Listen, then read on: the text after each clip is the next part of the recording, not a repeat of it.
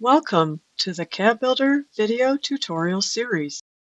This video will go over the first few categories within interior joints, specifically the ones dealing with the shelves. These connections indicate how interior parts interact with adjacent elements. The first part is the simple shelf and how it connects to the sides. For this video, we are using a framed construction and will assign the trial through dado for the simple shelf to finished, unfinished, and subsides. If we were dealing with frameless cabinets, we would likely use a connection invisible to the front like a half-blind dado stopped at the front. The shelf to the finished and unfinished back joints are left at none, so that it's a simple butt joint. Simple shelf partition usually reflects the side shelf connection, so we will use the trial through dado here as well. Hardwood shelf bullnoses are typically nailed on, so we will leave it at none, but a connection can be assigned here as well. Fixed shelves typically have the same setup, so we will assign the same connections used for the simple shelf.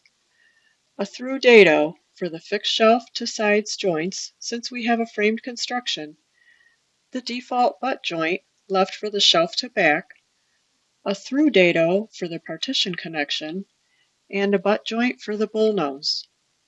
Adjustable shelves are normally line bored to the sides or supported by pilasters for added weight capacity. For this video, we will use the trial standard 32mm shelf pin line boring, but we recommend creating your own connection to match your shop specs. For guidance, tune into our Construction Connection series. Adjustable shelves typically don't connect to the back, so we leave this at the default setting. Bullnoses are normally nailed, so we will leave it as a butt joint as well.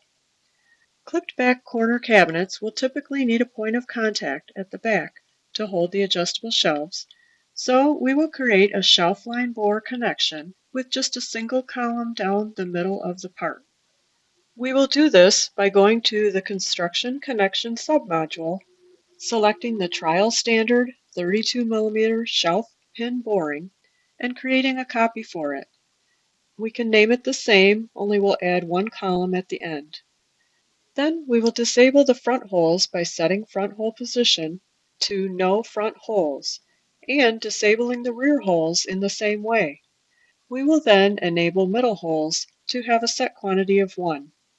Now that we have the appropriate connection, we will head back to the adjustable shelf clip back joint and assign the single column connection. So corner cabinets with clip backs will have line boring to the back panel, whereas normal back panels will not. The other common way of handling clip corner adjustable shelves is to have the line bore apply to the two unfinished back panels around the clip back. This is also the normal mode of operation if clip backs are not used. The construction style overrides can be used to achieve this. For example, enable a construction style for pie cut corner bases and diagonal corner bases. Then access each of these styles and assign the single column connection to the adjustable shelf back joint. This means normal cabinet backs will not be bored, whereas pie cut and diagonal corners will. Drawer stretchers are typically not used by framed cabinets. So for the drawer stretcher side joint category, we will assign the trial blind dado joint so that the groove cannot be seen from the front of the cabinet.